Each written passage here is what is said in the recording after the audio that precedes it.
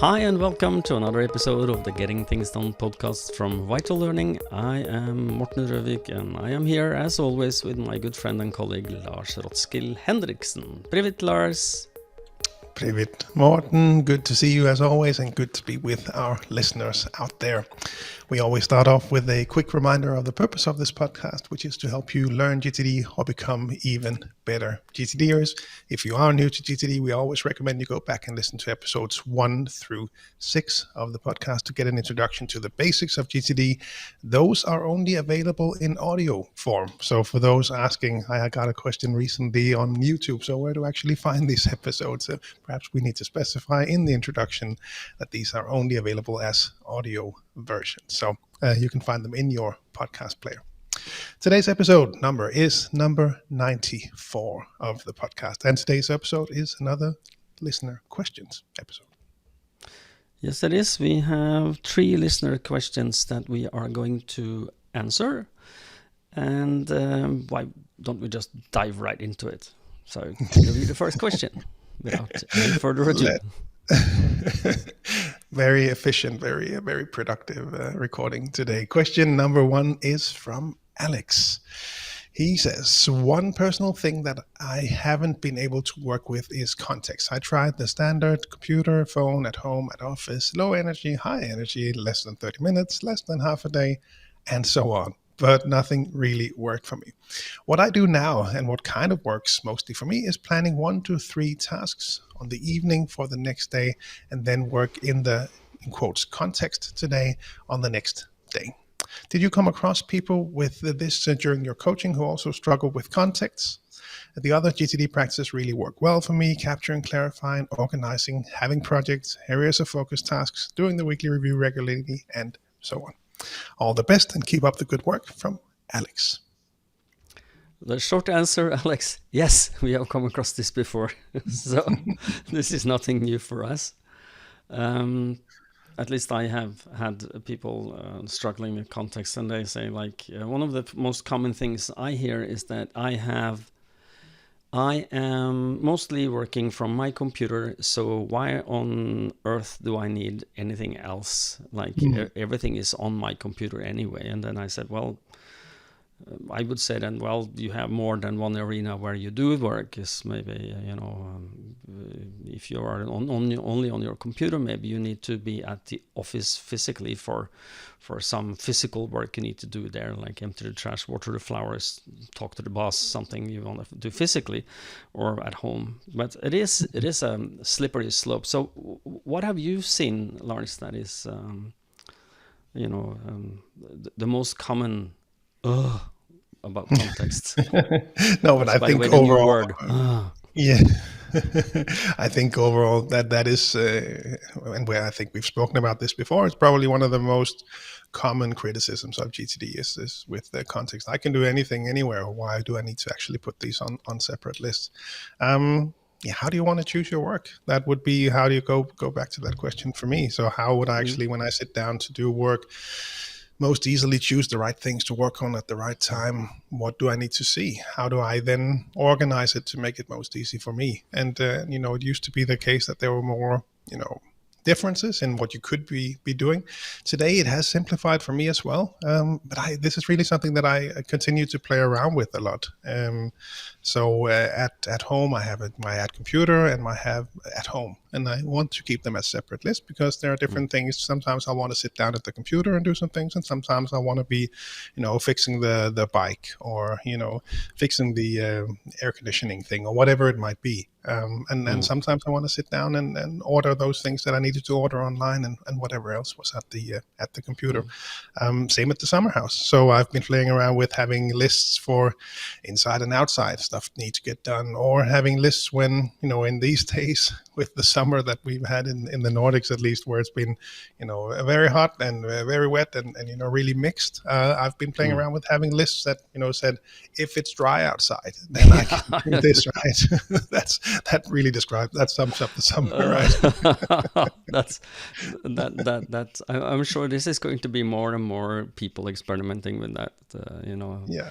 If the forest is not on fire, I'm sorry, Yeah. I make a joke on something very, very serious, but we are going to see that if there's water in the streets, what do I do?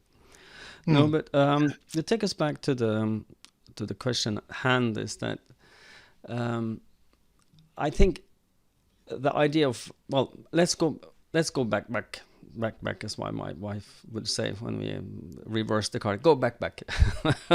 She says this to me. So that means reverse the card, go backwards.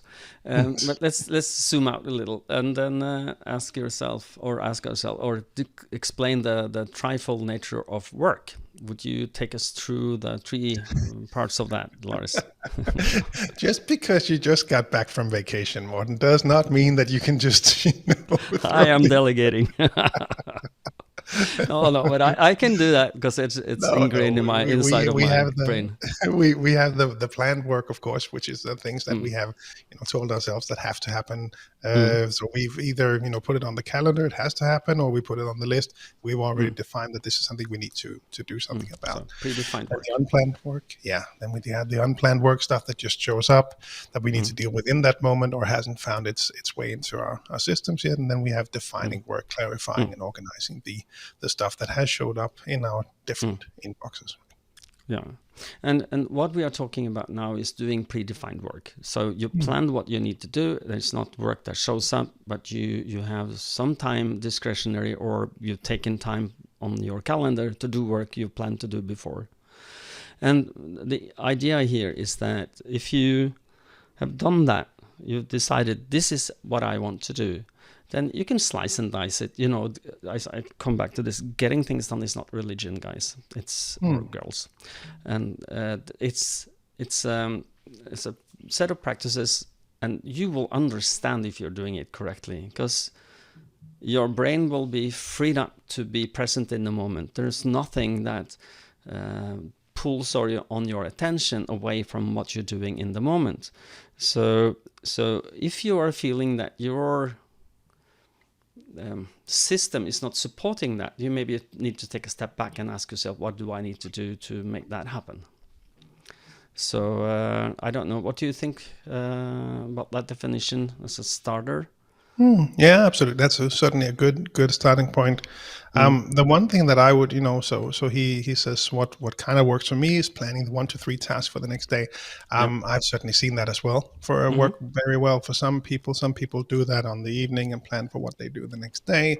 Some people, Dan, that was on the podcast before the summer break, mentioned at one point that he would put 5 things on a list separately, pick that from his next actions, and he would do those 5 first, and then he would get back to his complete system, pick 5 new ones, right?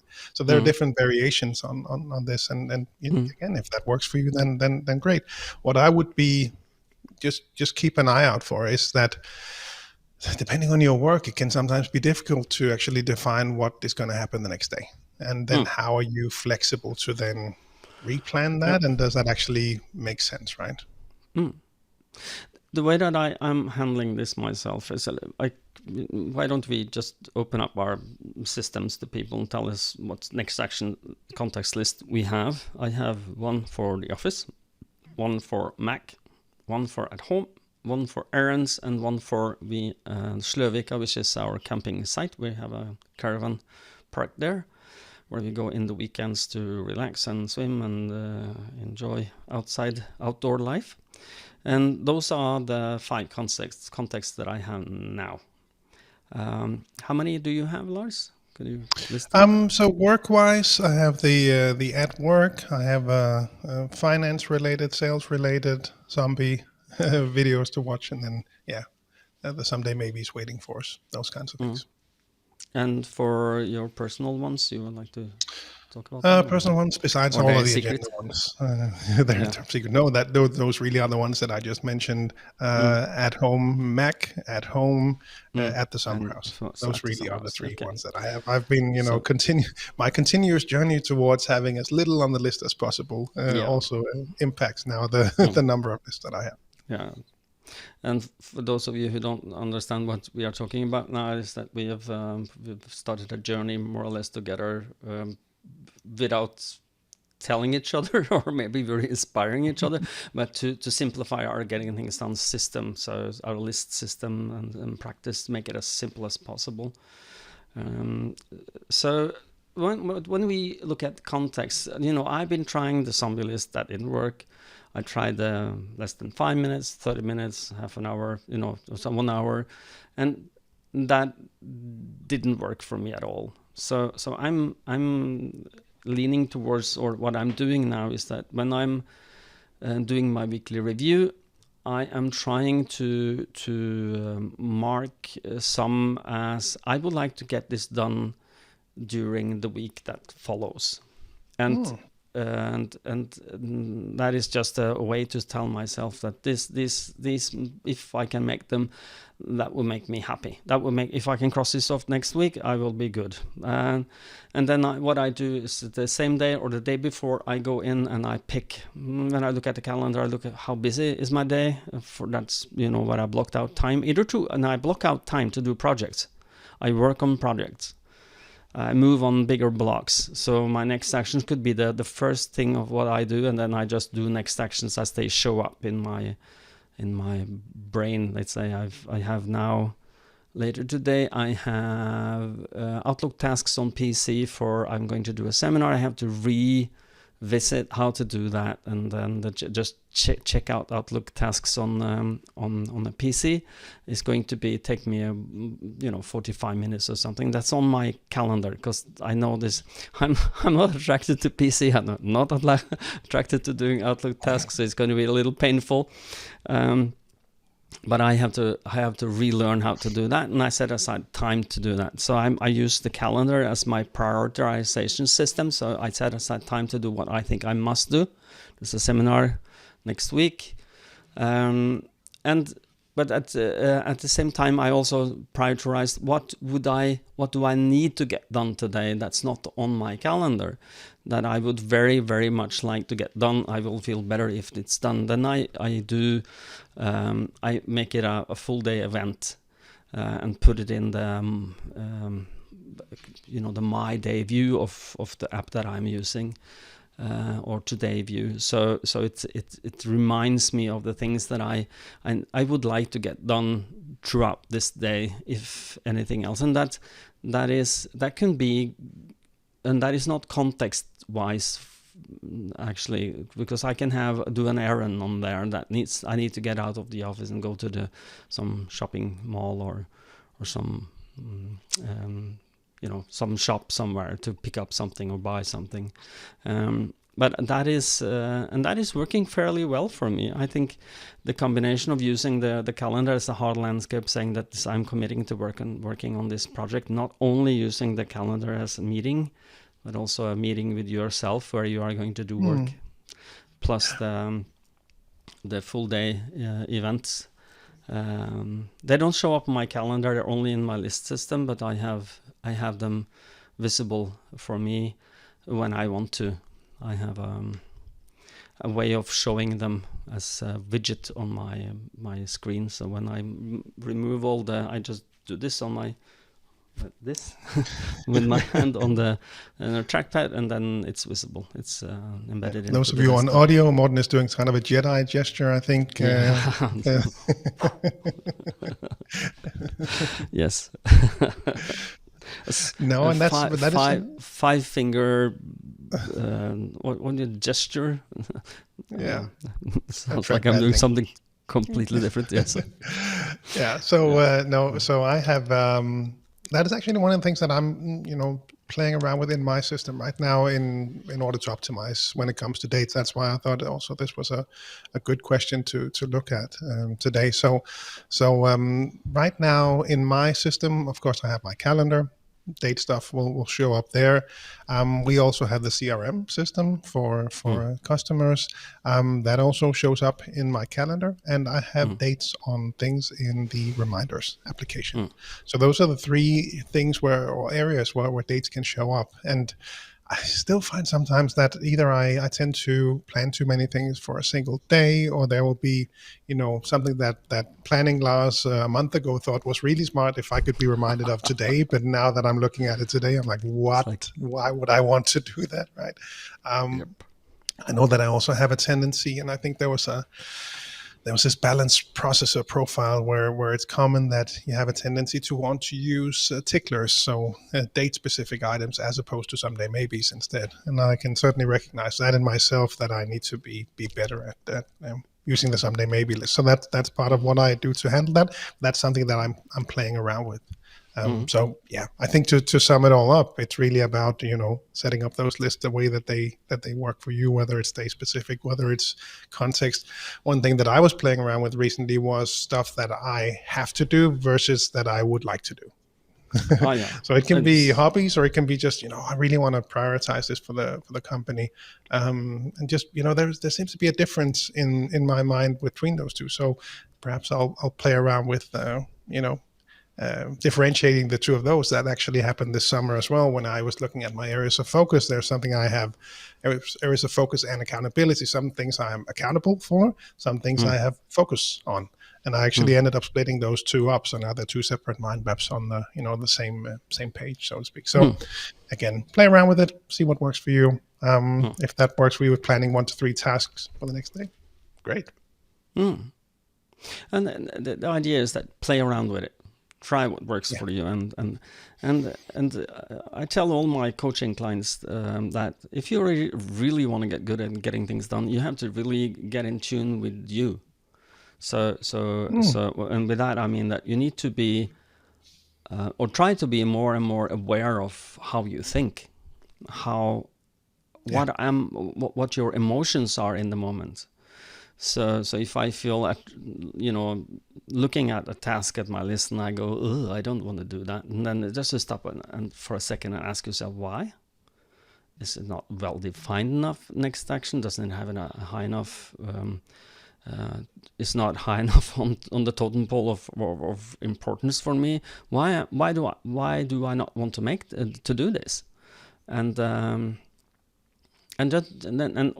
then ask yourself, is the next action defined, clarified enough, so it is really a next action, or is there something else? Because there is a lot of things that you can do. Is like, for instance, if you don't clarify your next actions, really clarify them, so that go back to listen to the clarified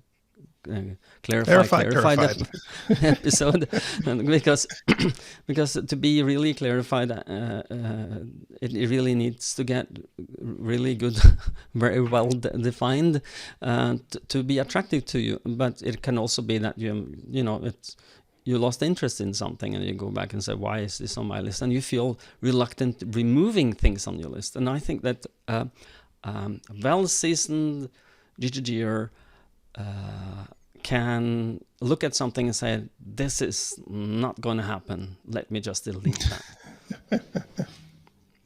I remember when I started with getting things done, it's like everything I need to get done, absolutely everything on my list, and it's going to go, I have too much to do. Yeah, dummy, you do. I have to tell myself, you need to scale down. So yeah. Okay. Should we move on, by the way? Let's do that. Let's head on over to question number 2, which is from Jukka. He says, hi, in recent years, I've truly enjoyed your podcast and all the small tips and tricks you've provided for us GTDers. Great to hear that, Jukka. For over a decade, I've been using GTD in varying degrees during my studies and work. From time to time, I tend to reevaluate my GTD system and workflow, and in recent years has meant a transition from digital tools to analog tools. Even though I spend a lot of time at my computer, I don't always have it with me when I'm doing work. That's why pen and paper have eventually become my number one choice of tools. There was a lot that resonated with me when you talked about the GTD Road Warrior tools and setups you've seen in the episode back then.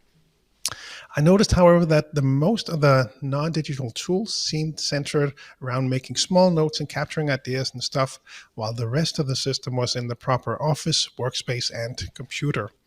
I would love to hear your thoughts on some future episode about fully or almost fully non-digital GTD solution. I myself have found a concept called Everbook, which works fine for my needs. I've managed to organize my workflow so that I have most of the things in my GTD system in paper form, so I can capture, process, organize, review, and get things done and do my weekly review without my digital devices. Thanks again for the podcast. It's always a joy to listening to what you guys have to say and offer. Best regards from Jukka. Thank you, Jukka. Good question. Yeah. And we talked about a little in the pre-show that we have seen in the wild people who go total paper. I can go first and give my anecdote. Back in 2010, I attended one of my first Making It All Work with David Allen seminars. Where I remember I got to sit next to on the table to one of he was the CEO of one of the really big global companies. He was very young. I was kind of like shocked when he told me his title and what he was doing, but he was a global director, CEO of this operations of this huge company.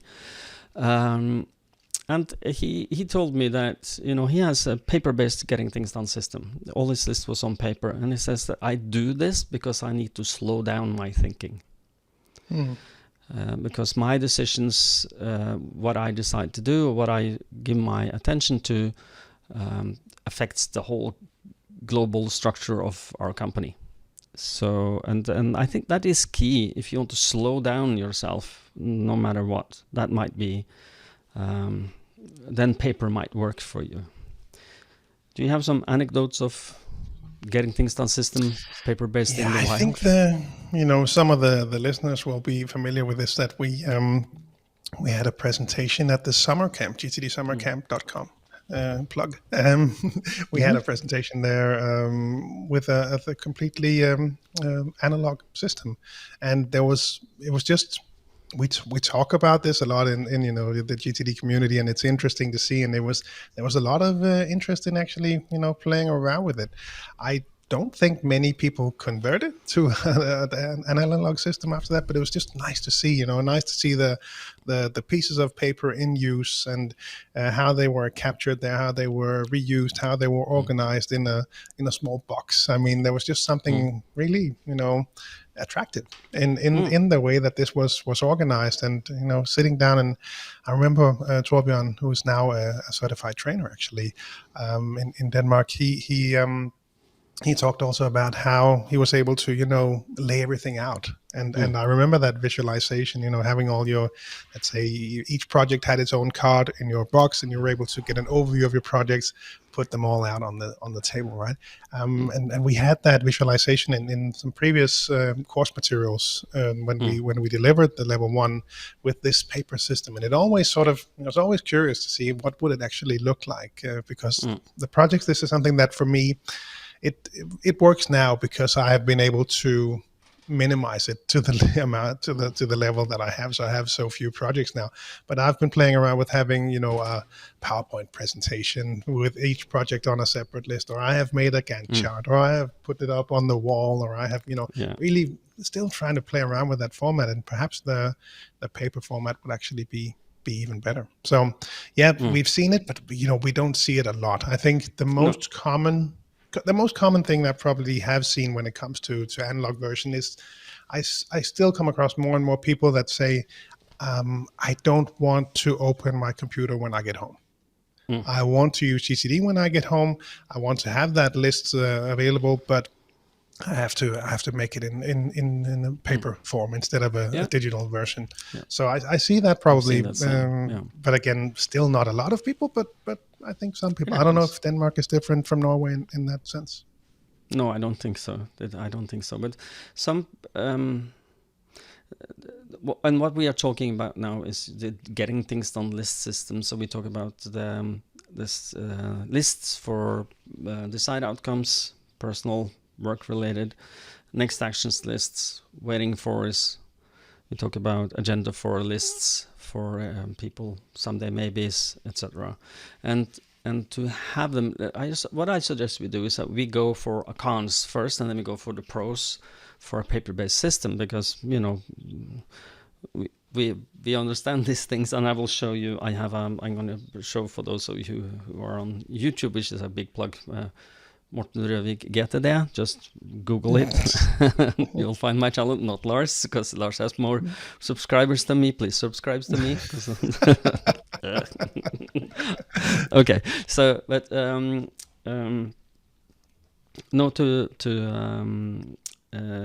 let's go cons. So what I see for cons against, what are the arguments against paper? One is that it doesn't sync. That can also be a con, because some people have very highly sensitive things on their list that I don't want synced. So it might be a pro and might be a con. It's not possible to back it up easily. That is probably my highest, negative for this. It's slower, which might also be a pro for this. What do you see for cons? You have to carry it with you. It's bigger. Was it the case that all the pros were also cons? For some there were really two sides. Yeah, there is two sides to the same point. Exactly. Mm-hmm. No, but I feel the same way. It's very familiar. I think what would why I don't have a digital an analog system. I think some of it is emails. The integration between emails and list manager is just it makes it so much easier for me that they are all connected, so we can follow up with people. Yeah.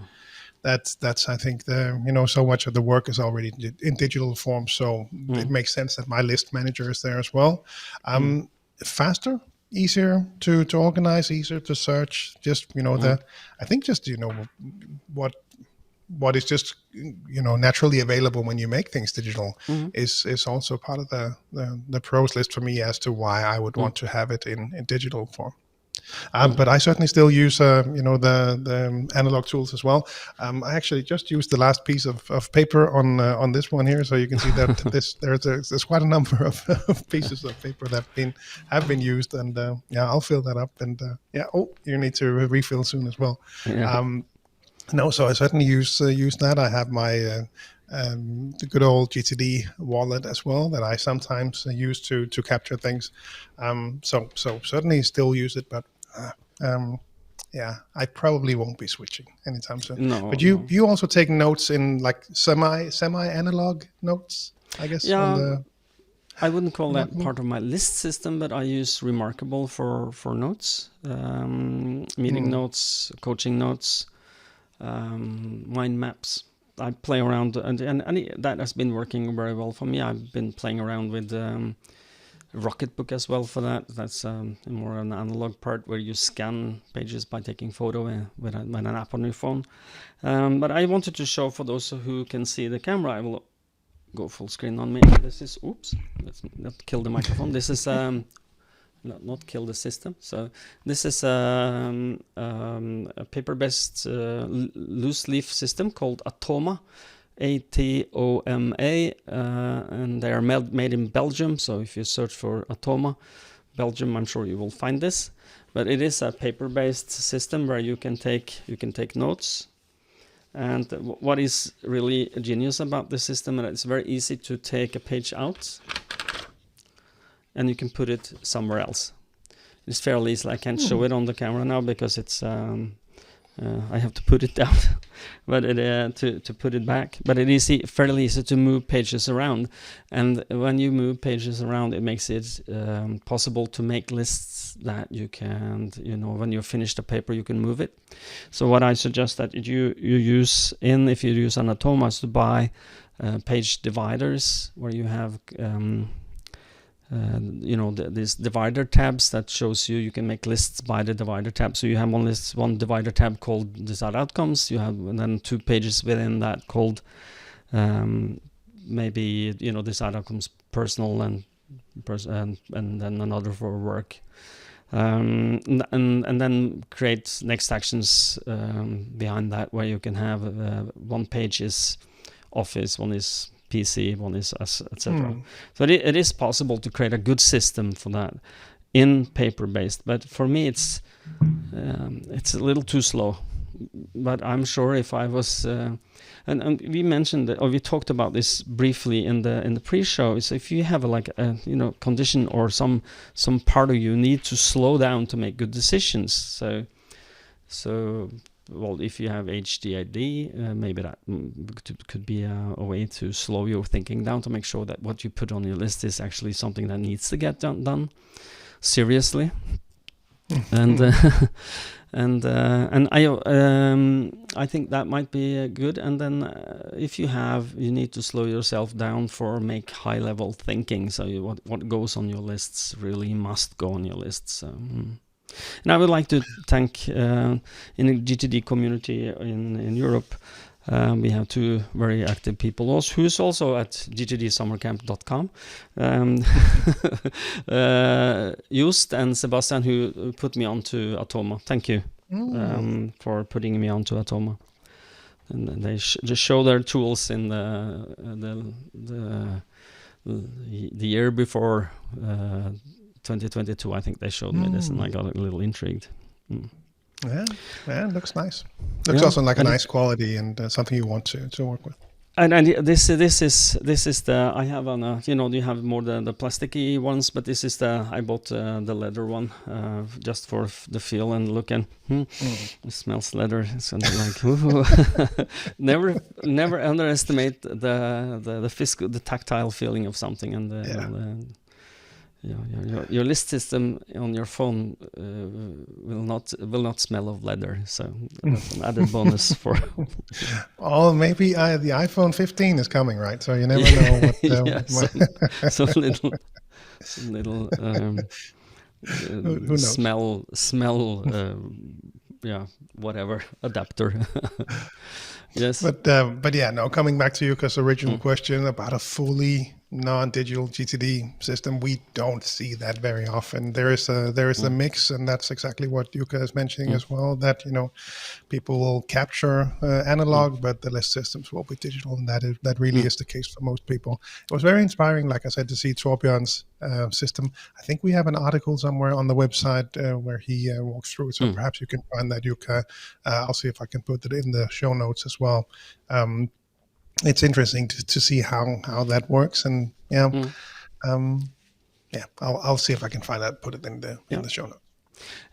And some of the things that's good with getting things done is that that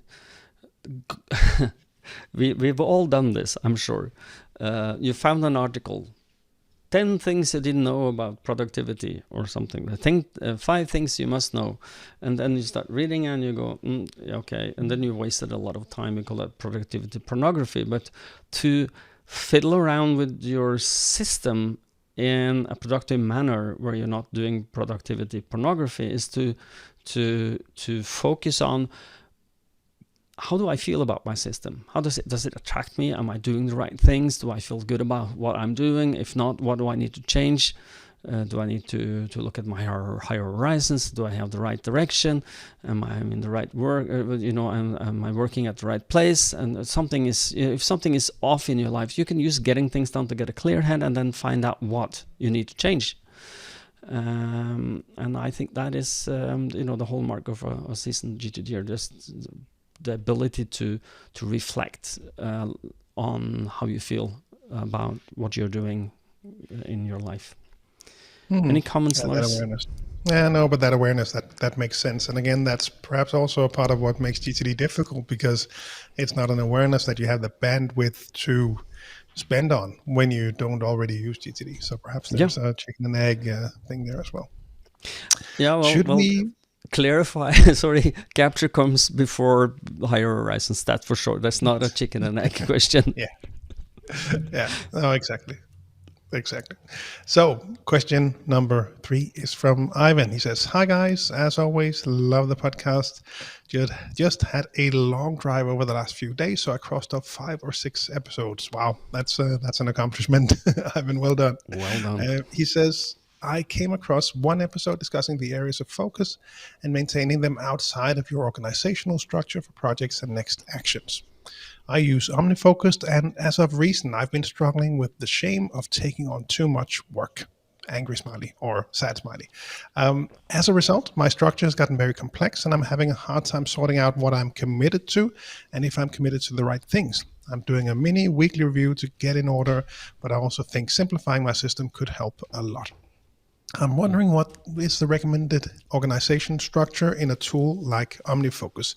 As an owner of business, I have lots of areas of responsibility, even with people underneath me.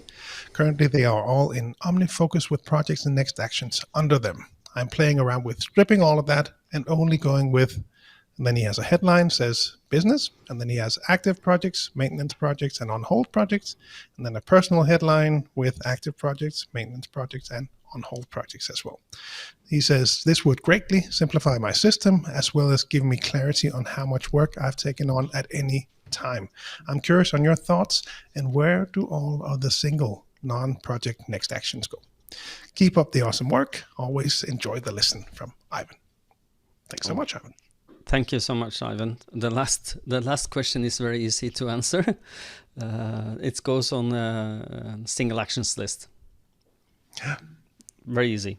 Context called single actions. So that out of the way. That one out of the way. So how would you tackle the rest of them? Yes. Yeah. I should have taken the easy one. No. Again, I think this comes back to what we spoke about before, the simplification that we've gone through, and this, so he refers to having this set up in OmniFocus, but this could probably, you can relate from your OmniFocus days, but also from my Todoist days, how much, the structure in there organized from areas of focus. I would have that long list, and simplifying that really was a benefit. I have seen sometimes that I could perhaps miss it in the way that I set things up right now, but in his simplification, it really sounds like it would be a big help to actually set it up this way. So he would go to active projects, maintenance projects, and on hold projects. I would actually be curious to hear, well, it's a bit hard to ask an email for clarification, but I'm wondering what the value in active projects and maintenance project would be in the difference. I'm wondering whether it's really maybe it's a recurring project, maybe, I don't know. Yeah, that's what it sounds like. But I'm wondering whether it's really this is business critical for keeping the business running, and the other ones are really projects for developing the business or new ideas. I'm wondering whether that might be the distinction, because then I would be able to use that as a priority. These are things that these are projects are more important because we want to maintain the business. It would be really nice if we could develop the business as well, but the starting point must be to actually keep the business going. So I'm wondering whether that might be the distinction. Anyway, certainly simplification of that projects list sounds like a good idea for Ivan. I'm still wondering whether I will go back and actually start to make the system more complex again. But for now, I'm really happy to have that very simple list. I just have my one called projects-VL for vital learning. That's where I have my projects for work. Same at home, projects private. And I have my projects there. And I've really simplified that a lot. I work a lot more with my areas of focus now as well, and have that as a separate list, and really enjoy not blending those two together. I'm just reminded of that. This is I would really like to, if we had 1 or 2 coaching hours with Ivan, we would sort this out fairly quickly, because then you will look at your system, but we are not there, Ivan. There's, by the way, for those of you who are listening, a very, all the getting things done coaches in the world are really good at what they're doing. I'm sorry, but we've been dabbling around with this for a long time. So if you're find your regional GTD coach and ask for a couple of hours of their time to look at your system and see what they can find. That might be a good idea. But when I'm listening to his question, my gut feeling is telling me that he has a lot of things. He's not applying the seriously filter within what I call the bullshit filter, seriously filter, before making a decision. That might be because that the day the day has only 24 hours. You can't fill it with more. You have to have a life somewhat. if you want. But and then there is always more to do than there is time. And if that is true, you have to because what I see a lot, I don't know if you see this, Lars, but I see a lot when people are been getting things done for a while, and starting getting getting a knack of it. They tend to capture a lot, and they clarify a lot without discretion at all. And their systems are bloated. There is too much, and it's kind of just look at your system. I get nauseous. How can you manage this? Giving me a heart attack just looking at this. I could not relate to this, and then just make decision on what really is important, that really needs to get done, and focus on that. And then let's just say the rest of it, there is no time, or delegate to some person. Learn how to delegate by using the natural planning model well. That might be my take on this. What is your gut feeling when you listen to this or you read his email? Yeah, that sounds likely, and I think perhaps it comes back to the clarified episode once again, to really be much more aware of that. We did that, and again, thanks to Gregory for pointing us to making that episode, because I have heard from multiple people that they actually really enjoyed that episode, and then we'll refer back to it. And I think it'll be important because, again, how much we put on our lists, that's, I think, one of the key takeaways if I reflect back on my system over the last couple of years, where as I've mentioned on the podcast, really been trying to minimize the number of active projects that I have, and that is now, I think now it's starting to look like what I want it to look like, where I can actually now hit on over to that someday maybe list. So I'm really being really tough on the stuff that shows up, and really saying no to a lot more, because there used to be so many things that I would put on the list that would be nice to get done, or that I would like to do, and there are some things that I have to do. And again, coming back to that mix, really starting to be much more aware of this, I think, because that then does, if you're not really good at clarifying, then you end up with that big projects list. Could also be a delegation question. So if Ivan sits at a place in the organizational structure where it sounds like he has a lot of people to delegate to, then I think the delegation part could also be something to keep in mind, to make sure that we have the right areas of responsibility, that we have the right projects with the right people. Just a thought, but one book that I'm listening to right now is the Holacracy book. So I'm just now reading about that. I think I've read it a while back, but now I'm rereading it now, and we're playing around with some of the ideas and concepts in it for meetings, but also having those circles and having that responsibility and ownership, making sure that it's distributed to the right people. Perhaps that could be something to also listen to. I think it's a 4-hour read on Audible, so it's pretty quick. Perhaps that could be used as inspiration as well, to make sure that we have the right people doing the right things and not overwhelming his lists. Yeah, and we made an episode on the natural planning model some time back, and I'm sure if you look in the episode, I'm sure Lars would put which episode number that is in the in the show notes, so you can find it. The problem is that sorry. Number 10. Okay. So but I'm sure you will put it in the show notes anyway, wouldn't you? Yeah, I can do that. Great. No, I'm just thinking that imagine, and I'm talking to you, the listener now, or the viewer. Imagine a reality where you have, the best amount of the right things to do, and only that. So that when you close the office or leave your work at the end of the day, you feel good about what you've done. You feel that you've made meaningful progress on what's most important for you and your company that you are a part of. And that you get home and you do the same at home. You do the most meaningful work, or you use time on the most meaningful relationships that you have. So that you feel good about who you are and your life. That is getting things done. If you're not feeling that, I'm not saying that getting things done cannot fix everything. It can't fix conditions. It can't fix mental, illnesses.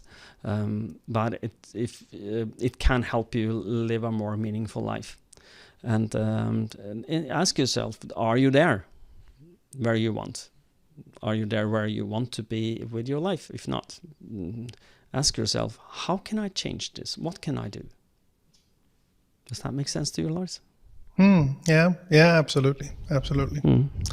I think the last, coming back to Ivan's question about simplifying this again, one angle that I also like to explore is, what are we optimizing for? So whenever we're doing something, we are optimizing for one thing. And what I tend to see is that people try to optimize for multiple things at once, and that really just optimizes for none of them, right? So a classic example could be the shared projects list, which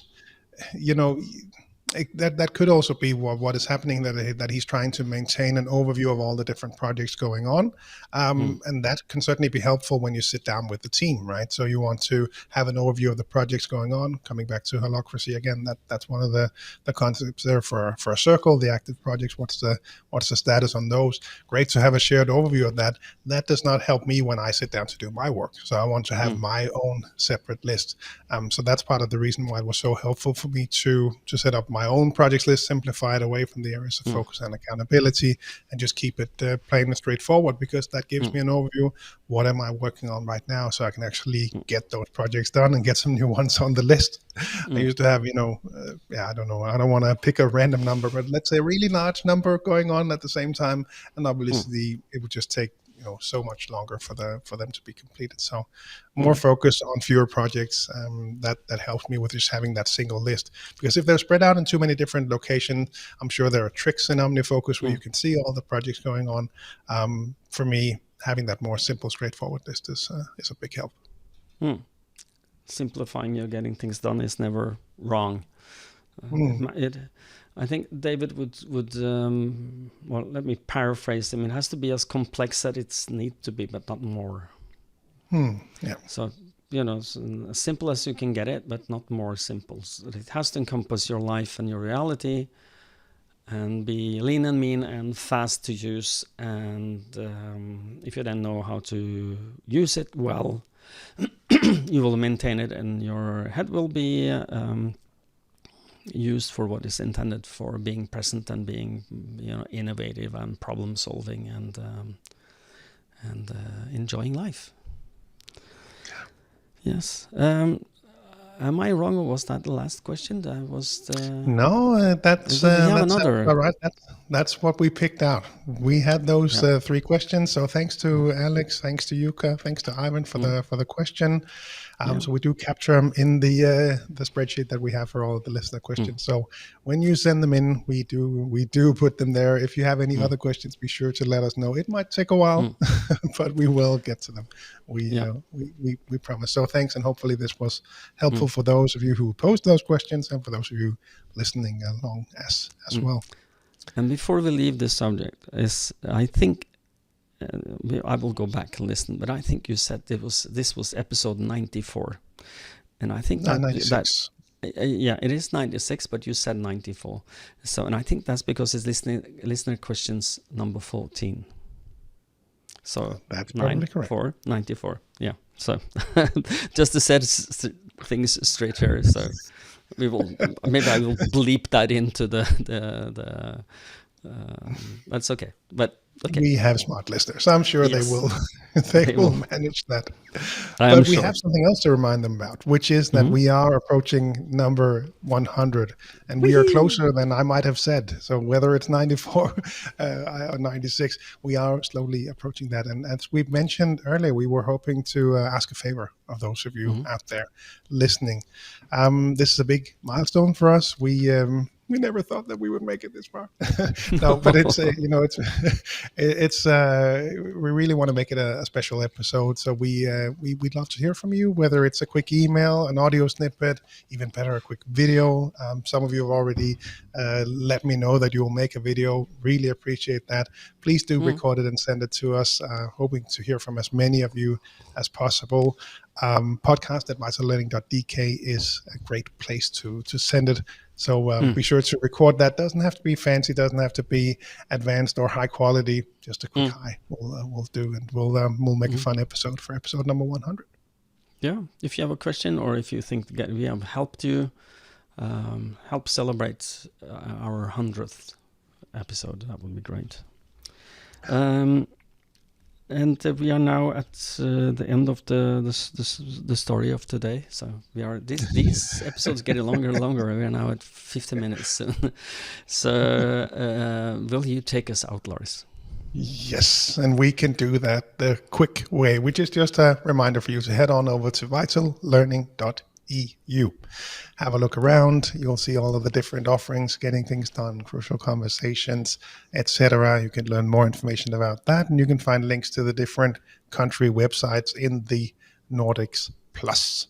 So you'll find all the information there, vitallearning.eu. If you are outside of the Nordics Plus, then head on over to cruciallearning.com to find your local partners. Indeed. And if you like what you do and want to show your appreciation, as well as sending us an episode, a video or audio or an email for the 100th episode, you can. The episode.